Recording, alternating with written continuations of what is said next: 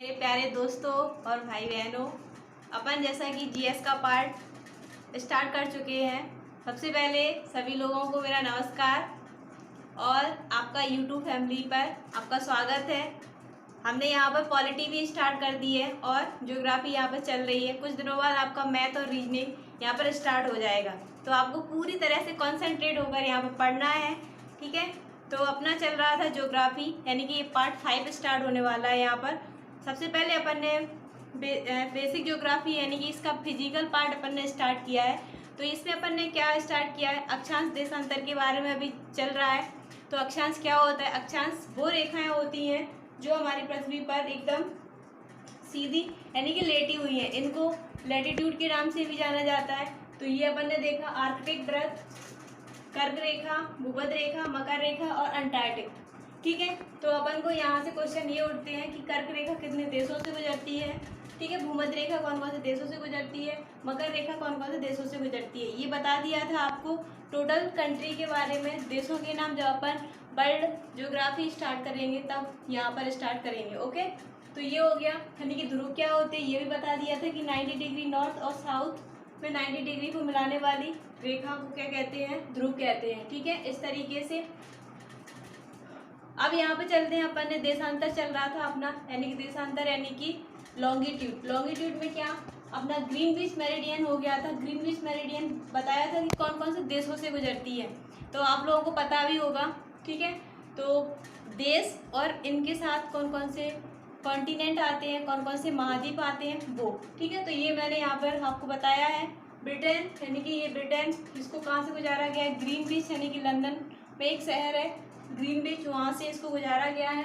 0 degree देशांतर, इसका एक सेकंड नाम क्या है? प्राइम मेरिडियन भी बोलते हैं, ग्रीनविच मेरिडियन इसका सेकंड नाम है। तो इस तरीके से ये ब्रिटेन, फ्रांस, स्पेन से गुजरती है। उसके बाद यहाँ पे चलते हैं तो अल्जीरिया, माली, बुर्किना फासो, टोंगो और घाना। ये मैप में भी आपको शो कर किया था। आपको वर्ल्ड मैप उठाना है, उसमें इसको देखना है, तभी आपके दिमाग में ये चीज़ बिल्कुल फिट हो जाएगी, आप इसको नहीं भूल पाओगे। ठीक है, यहाँ से क्वेश्चन उठता ही है।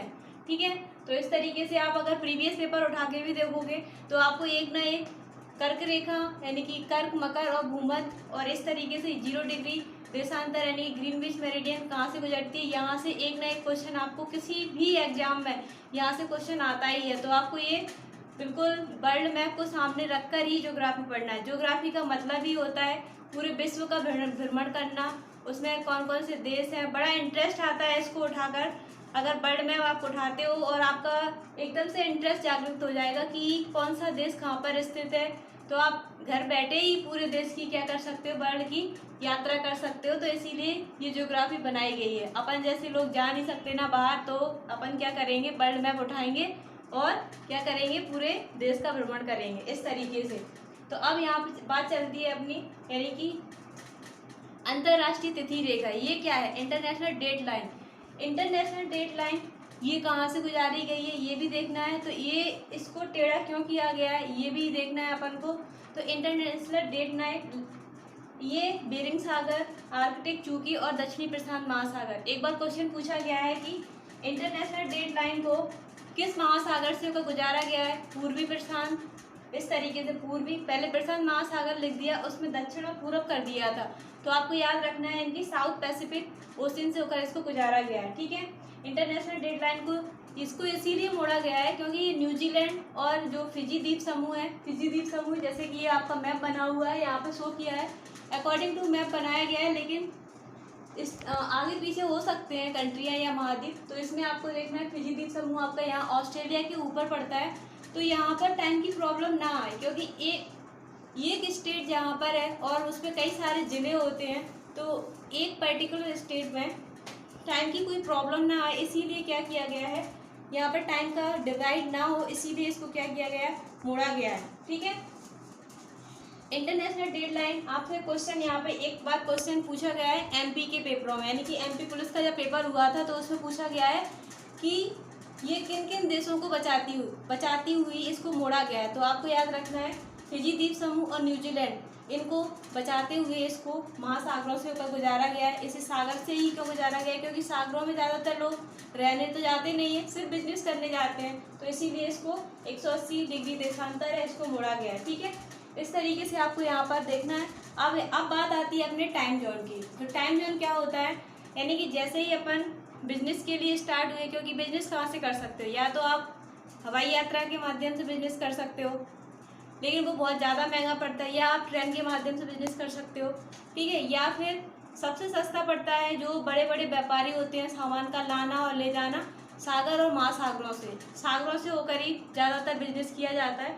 तो ये इसमें क्या होता है, टाइम जोन में वो देश या वो कंट्री जिसका पूरब से पश्चिम की ओर, यानी कि पश्चिम से पूरब की ओर ज़्यादा विस्तार हो, इस तरीके से मान सकते हो। जैसे कि ये इंडिया है अपना, तो इसका क्या है, पूरब में ज़्यादा विस्तार है, पश्चिम में, पूर्व और पश्चिम में ज़्यादा विस्तार हो, तो यहाँ पर टाइम की कोई प्रॉब्लम ना आए, इसके लिए अलग अलग देशों ने अलग अलग अपने टाइम बनाए हुए हैं। जैसे अमेरिका की बात करें तो अमेरिका में 5 टाइम जोन है, और रूस में 11 टाइम जोन है। इसी तरह से ऑस्ट्रेलिया में अलग से टाइम जोन है, इंडिया का सिर्फ एक ही टाइम जोन है। ठीक है, हमारी पृथ्वी इस तरीके से पश्चिम से पूर्व की ओर घूमती है। ठीक है, तो सूरज की रोशनी कहाँ पड़ेगी? सूरज की रोशनी जिस देश पे पड़ती जाएगी वहाँ पर सूर्योदय सबसे पहले होता जाएगा।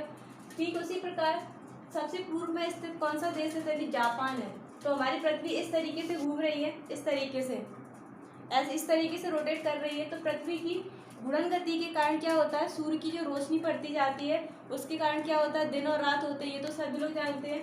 जब अपन पृथ्वी की घूर्णन गति के बारे में डिटेल में पढ़ेंगे तब वहाँ पर और डिटेल में बताऊंगी। तो यहाँ पे सूर्य यानी कि जापान में पड़ेगा। जापान को क्या बोलते हैं? उगते सूर्य का देश। उसी तरीके से पृथ्वी रोटेट करती जाएगी। उसी प्रकार मध्य रात्रि का, नॉर्वे को मध्य रात्रि का देश इसीलिए बोलते हैं क्योंकि यहाँ से 3 से 4 दिन तक क्या होता है, किसी भी प्रकार का सूर्य डूबता नहीं है। इसी कारण से इसको मध्य रात्रि का देश बोलते हैं। ब्रिटेन यानी कि इसको डूबते हुए सूर्य का देश बोलते हैं। तो ये हो गया आपका इंडिया, यानी कि ये हो गया। अब आप देखते हैं कि इंडिया का जो टाइम जोन है, इंडिया में यानी कि इंडिया में सिर्फ एक ही टाइम जोन रखा गया है, लेकिन इंडिया जो है अपना 30 डिग्री देश। अच्छा, ये टाइम जोन की प्रॉब्लम क्यों आती है, किस तरीके से टाइम जोन निकाले जाते हैं? तो जो देश देशांतर के बीच स्थित है, जैसे एग्जाम्पल लेते हैं इंडिया का, इंडिया 30 डिग्री देशांतर के बीच स्थित है। ओके, तो 1 डिग्री देशांतर बराबर होता है 4 मिनट। 15 डिग्री देशांतर निकालेंगे तो कितना हो जाएगा, 1 घंटा। तो उसी तरीके से इंडिया कितने 30 डिग्री देशांतर के बीच स्थित है, तो यहाँ पर दो टाइम जोन आ सकते थे। कितने? 2 टाइम जोन। 1 डिग्री बराबर कितना है, 15 मिनट, तो 15 डिग्री देशांतर यानी कि 30 बराबर कितना हो जाएगा, तो 2 मतलब 2 घंटे, 2 घंटे आएगा। तो यहाँ पे 2 टाइम जोन हो सकते थे। सबसे पहले सूर्य कहाँ उगता है? अरुणाचल प्रदेश में। ये भी एमपी जो है, एमपी में बहुत सिंपल से क्वेश्चन आते हैं। पुलिस में इस तरीके से क्वेश्चन पूछा गया है, एमपी के जो पुलिस के पेपर होते हैं उनमें, कि सबसे पहले सूर्य कहाँ पर उदय होता है। लेकिन ये तो छोटे जो बच्चे हैं वो भी जानते हैं कि सबसे पहले अरुणाचल प्रदेश में। लेकिन अपन पढ़ते पढ़ते सरल क्वेश्चन भी गलत कर देते हैं ना, तो बस उसके ही अपन पीछे रह जाते हैं। इसीलिए ये भी याद रखना है कि जो टाइम है, अरुणाचल प्रदेश में सबसे पहले टाइम, और सबसे बाद में कहाँ पर सूर्य कहाँ डूबता है, तो आपको गुजरात में। ये भी तो इन दोनों के बीच में अगर टाइम देखा जाए तो 2 घंटे का। इंडिया में भी क्या है, 2 टाइम जोन बनाने की समस्या हो रही थी, लेकिन अपने यहाँ पर ज़्यादातर लोगों को ये जानकारी नहीं रहती है। लेकिन इस तरीके से इंडिया का एक ही टाइम जोन रखा गया है, क्योंकि हमारा इंडिया जो है वो पूर्वी यानी कि देशांतर यानी कि कितने 30 डिग्री देशांतर के बीच स्थित है। और 1 डिग्री देशांतर बराबर आप जानते हो 4 मिनट। एक बार एक क्वेश्चन भी पूछा गया है कि 1 डिग्री देशांतर बराबर कितना होता है, तो आपको 4 मिनट याद रखना है। इसी तरीके से 15 डिग्री देशांतर में कितना होता है, 1 घंटा होता है। तो इंडिया जो है वो लगभग 30 डिग्री देशांतर के बीच में स्थित है। इसीलिए इंडिया में क्या 2 टाइम जोन निकल सकते हैं। लेकिन अपन ने ये टाइम जोन की समस्या को ख़त्म किया है, और अपन ने क्या किया, 82.5 डिग्री देशांतर, 82.5 डिग्री पूर्वी देशांतर को निकाला है, जो कहाँ से निकलती है ये भी क्वेश्चन पूछते हैं। तो ये जो उत्तर प्रदेश है, उत्तर प्रदेश में मिर्ज़ापुर पड़ता है, वहाँ पर नैनी पड़ती है, तो वहाँ से इसको निकाला गया है, और ये आंध्र प्रदेश तक गुजरती है।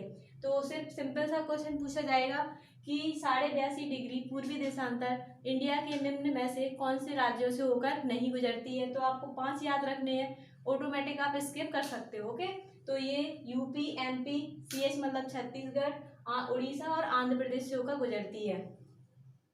ठीक है, टाइम जोन का बता दिया था कि वो देश, टाइम जोन मतलब वो देश जो पश्चिम से पूर्व की ओर या पूर्व से पश्चिम की ओर जिनका ज़्यादा से ज़्यादा फैलाव होता है, इसीलिए यहाँ पर क्या होता है टाइम जोन के लिए जहाँ पर पर्टिकुलर टाइम सेम रहे उसको टाइम जोन कहते हैं। जैसे इंडिया हो गया अपना 67 डिग्री 8 मिनट, इस तरीके से 97 डिग्री 25 मिनट, इस तरीके से इंडिया का ईस्ट टू वेस्ट फैलाव है। तो इसलिए है ना, सबसे पहले ये सूर्य बताया है आपको, यानी कि अरुणाचल प्रदेश में उदय होता है, तो यहाँ पे तो 5 बजे सूर्य उग आता है। लेकिन जैसे गुजरात तक पहुँचते पहुँचते यहाँ पर टाइम क्या, यहाँ पे 2 घंटे बाद सूर्य दिखाई देगा, यानी कि यहाँ पे 7 बजे टाइम उदय होगा। ठीक है, तो ये ऐसी प्रॉब्लम ना आए इसीलिए क्या होता है कि टाइम जोन जैसी लाइनें खींची जाती हैं ताकि वहाँ पर टाइम सेम रहे। ठीक है, एक क्वेश्चन ये पूछा गया है कि चाय बागान टाइम कहाँ पर होता है। तो चाय बागान टाइम यानी कि असम में सबसे ज़्यादा या अच्छी क्वालिटी की चाय होती है, ये आप सब लोग जानते हैं। तो चाय बागान टाइम यानी कि 9 बजे से, सुबह 9 बजे से 4 बजे तक होता है शाम के टाइम। तो जिस तरीके से समझ सकते हो कि अपने ऑफिस का टाइम यानी कि उत्तर भारत में चले जाएं तो यहाँ पर टाइम मतलब ऑफिस जाने के लिए कितना टाइम रखा गया है, 10 बजे से 5 बजे ऑफिस बंद हो जाते हैं। उसी तरीके से वहाँ पे जो काम करने का टाइम है वो 9 बजे से स्टार्ट हो जाता है और 4 बजे खत्म हो जाता है। ठीक है, इस तरीके से। अब आप जो इंटरनेशनल डेडलाइन है, इंटरनेशनल डेडलाइन में क्या होता है कि अपन समुद्र के माध्यम से जो व्यापार करते हैं उन यात्रियों को टाइम की कोई प्रॉब्लम ना आए या फिर दिन में कोई अंतर ना आए, इसीलिए क्या किया गया है ये इंटरनेशनल डेडलाइन में, इसीलिए क्या गया टाइम जोन व्यक्त किए गए हैं। इंटरनेशनल डेडलाइन समुद्र के माध्यम से, जैसे कि कोई व्यक्ति क्या कर रहा है पश्चिम से पूर्व की ओर, यानी कि ये है पश्चिम से पूर्व की ओर जाता है तो एक दिन बढ़ा हुआ मिलता है, और पूर्व से पश्चिम की ओर आता है तो एक दिन घटा हुआ मिलता है। सपोज दैट यहाँ पे आप मान सकते हो कि ये व्यक्ति है, यहाँ पे संडे को गया तो उसको यहाँ पे पहुँचते पहुँचते क्या हुआ, उसको यहाँ पे संडे को यहाँ क्या मिलना था, मंडे मिलना था, यानी कि पूर्व से कहाँ जा रहा है वो पश्चिम की ओर जा रहा है तो उसको यहाँ पे क्या संडे से मंडे मिलना चाहिए, लेकिन उसको वही दिन मिलता है सेम। ठीक है, तो ये भी सिंपल सा क्वेश्चन पूछ लेते हैं कि 180 डिग्री इंटरनेशनल डेडलाइन को क्रॉस करते हैं तो पूर्व से जाते हैं पश्चिम की ओर तब क्या होता है, और पश्चिम से पूर्व की ओर आते हैं तब क्या होता है। तो आपको याद रखना है कि पूर्व से पश्चिम में जाएंगे तो एक दिन घट जाता है। ठीक है, और पश्चिम से यानी कि इधर से पश्चिम से पूर्व की ओर जाते हैं तो एक दिन क्या होता है बढ़ा हुआ मिलता है। सिंपल सा क्वेश्चन, अभी अपन ज़्यादा डीप में नहीं घुस रहे हैं। ठीक है, इस तरीके से तो आपको ये सारी चीज़ आपको समझ में आई होगी किस तरीके से टाइम जोन होता है। टाइम जोन वो एरिया जहाँ पर सेम टाइम रहे, एक कंट्री एक डिस्ट्रिक्ट उस तरीके से। ठीक है, तो ये टाइम जोन होता है। इसके बाद अपन ने देखा कि अक्षांश क्या होती है, देशांतर क्या होती है। ये उगते हुए सूर्य का देश किसे कहते हैं, क्यों कहते हैं, पृथ्वी की घूर्णन गति के कारण क्या होता है, जो सूरज की रोशनी पहले जिस देश पे पड़ती है उसे उगते हुए सूर्य का देश यानी कि जापान है, तो जापान में सबसे पहले सूर्य पड़ता है ये। ठीक है, इस तरीके से अपन ने पढ़ा। ये जो अपन निकालते हैं ना टाइम जोन किस तरीके से निकालते हैं, तो अकॉर्डिंग टू मैप आप देखोगे कि रूस है, रूस को 11 टाइम जोन में व्यक्त किया गया है, यानी कि 165 डिग्री देशांतर के बीच स्थित है। और आप जानते हो कि 15 डिग्री देशांतर बराबर 1 घंटा, अगर आप इसमें 15 का भाग लगाओगे तो 11 टाइम जोन निकल के आएगा। इसी तरीके से आप अमेरिका की बात करें यानी कि नॉर्थ अमेरिका की बात करें तो ये 75 डिग्री देशांतर पर स्थित है, इसीलिए अगर इसमें 15 से डिवाइड करोगे तो यहाँ पे 5 टाइम जोन निकल के आते हैं। इस तरीके से ये आपका टाइम जोन खत्म होता है। और आगे अपन को पढ़ना है पृथ्वी की घूर्णन गतियाँ, किस तरीके से पृथ्वी रोटेट करती है, कहाँ पर दिन बड़ा होता है, किस जगह दिन छोटा होता है, किस तरीके से मौसम बदलता है, किस तरीके से ऋतुएं आती है, ये अपन कल डिस्कस करेंगे। आप मेरे इस वीडियो को देखिए, ज़्यादा से ज़्यादा अपने मित्र दोस्तों में, अपने रिश्तेदारों में फैलाइए और उनको बताइए कि ये बिल्कुल बेसिक से ही क्लास स्टार्ट हुई है। तो थैंक यू।